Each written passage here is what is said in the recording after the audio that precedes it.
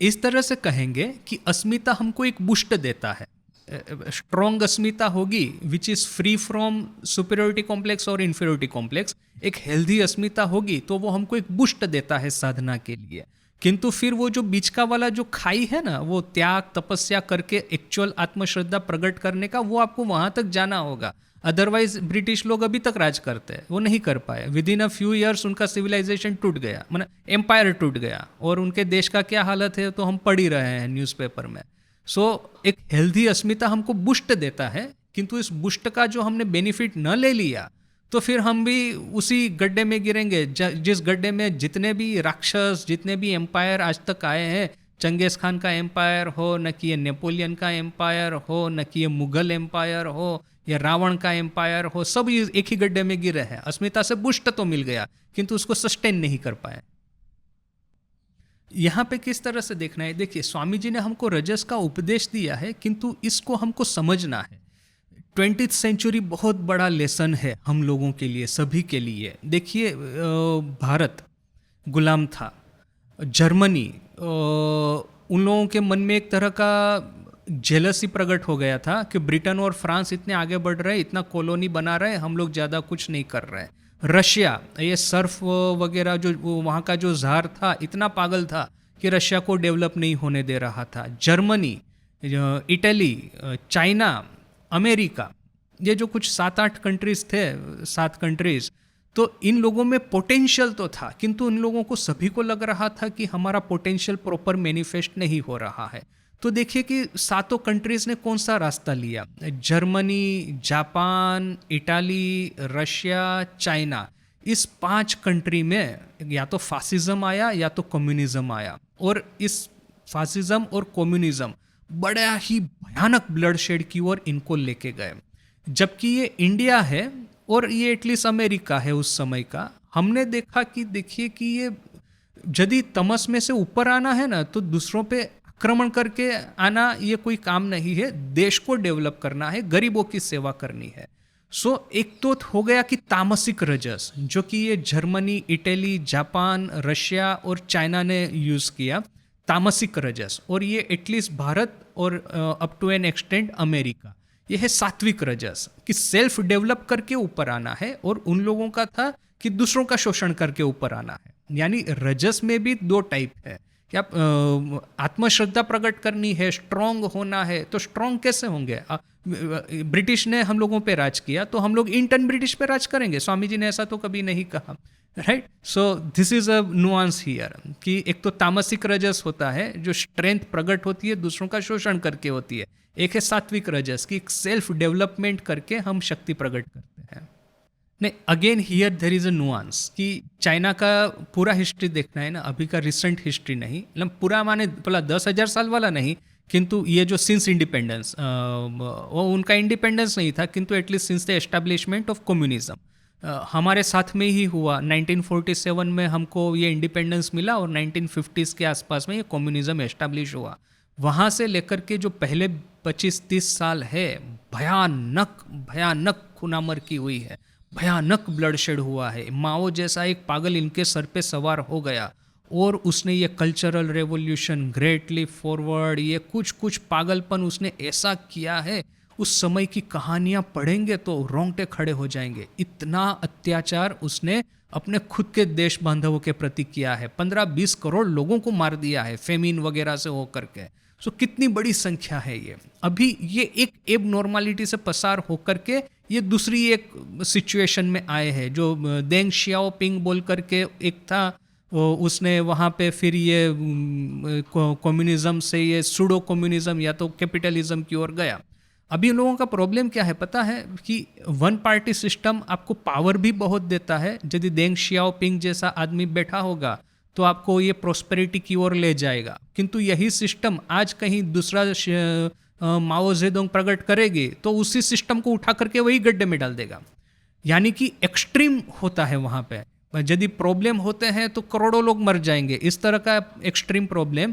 और प्रोस्पेरिटी आएगी तो एक्सट्रीम प्रोस्पेरिटी आएगी विद इन 20-30 ईयर्स। अब देखिए ना, 1980 के आसपास में भारत, चीन और पाकिस्तान का पर कैपिटा जीडीपी हम दोनों से ज़्यादा था, which is very surprising, Bharat और चीन से।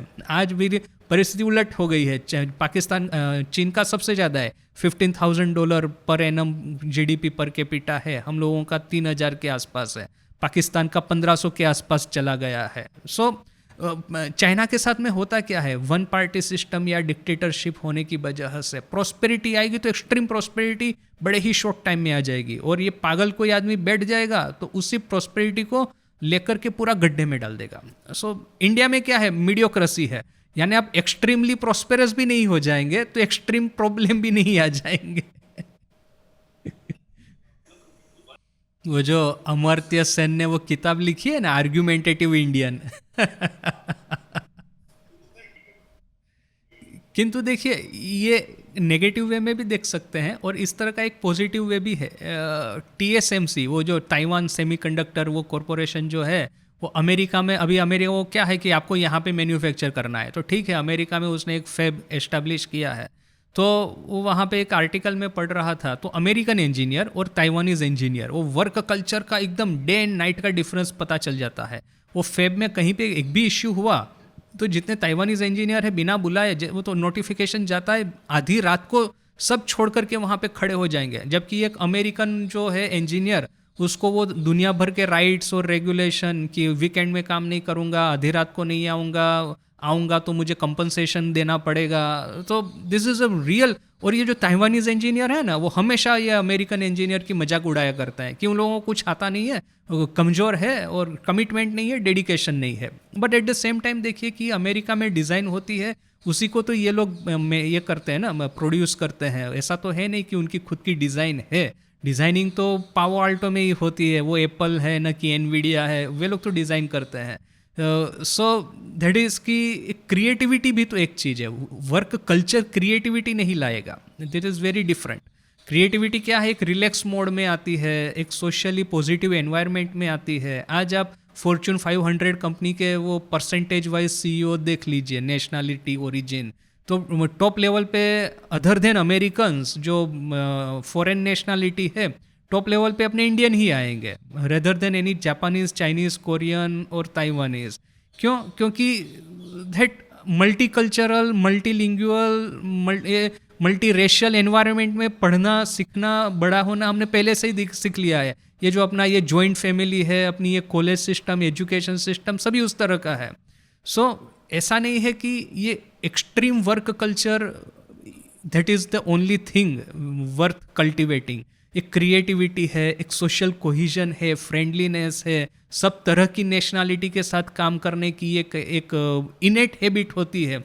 इंडियन CEO का है, यहाँ साउथ इंडियन, यहाँ नॉर्थ इंडियन, यहाँ बंगाली, यहाँ पे मराठी, यहाँ गुजराती, तो ऑलरेडी ये सब डील करके अमेरिका गए हैं। तो ये कोरियन है, कोई फ्रेंच है, कोई पाकिस्तानी है, कोई श्रीलंका का है, कोई अफ्रीका का है। सो इनेट एबिलिटी हो जाती है सबके साथ डील करने की। जबकि ये सब ना मोनोकल्चर है, China, Japan, Taiwan, Korea, France, Germany, ये सब मोनोकल्चर्स है। माने उन्होंने एक ही टाइप की नेशनलिटीज़, एक ही टाइप का स्किन कलर, एक ही टाइप की लैंग्वेज, एक ही टाइप का कल्चर देखा है। तो वे लोग ना मल्टी कल्चरल एनवायरनमेंट में ये हो जाते हैं, थोड़े से अपसेट हो जाते हैं कि मैं जो कहता हूँ वो सामने वाले को समझ में क्यों नहीं आ रहा है। जबकि हमको पता है कि मामा, काका, चाचा, चाची, ये सबके साथ में डिफरेंट तरह से डील करना पड़ता है, वो वे लोगों का। So that is our strength also, weakness also, but strength also. और इसीलिए अमेरिकन मल्टीनेशनल कंपनीज में बार बार देखता हूँ ना कि उनका स्ट्रेंथ क्या है, दैट इज़ रेशियल डाइवर्सिटी। माने सब तरह के नेशनलिटीज रिप्रेजेंट है, best of the entire world. आप ये कहेंगे कि मेरे ही देश में टैलेंट है, मैं अपने ही देश बांधव, मैं अपना ही रिलीजन, अपना ही लैंग्वेज, अपना ही रेस, अपना ही कल्चर को लेकर रहूँगा। So that will be A self defeating preposition. India का सबसे बड़ा स्ट्रेंथ ही है अपना डाइवर्सिटी। हमने जो देखिए, पाकिस्तान का अगेन मैं उदाहरण दूंगा, उन्होंने ये सिंधी, पंजाबी, ये सब लैंग्वेज है, किंतु उन्होंने क्या ठीक किया, पागल की तरह की उर्दू को सबके ऊपर में ठोक कर बैठा दिया। तो बंगाल, यहाँ पे ये बांग्लादेश अलग हो गया, बोले हम लोग अपना बंगाली क्यों छोड़ेंगे, हम क्यों उर्दू अपनाएंगे। और अभी भी ये जो उनका ये जो इंटरनल चल रहा है प्रॉब्लम, ये इसी की वजह से है। इंडिया में है कि हमने इस तरह का पागलपन कभी नहीं किया कि हिंदी ही सबको फॉलो करना है या एक ही कल्चर सबको फॉलो करना है। We have incredible diversity, we should leverage this diversity. For our progress rather than कि इसको अननेसेसरीली यूनिफॉर्म करने का प्रयास करें।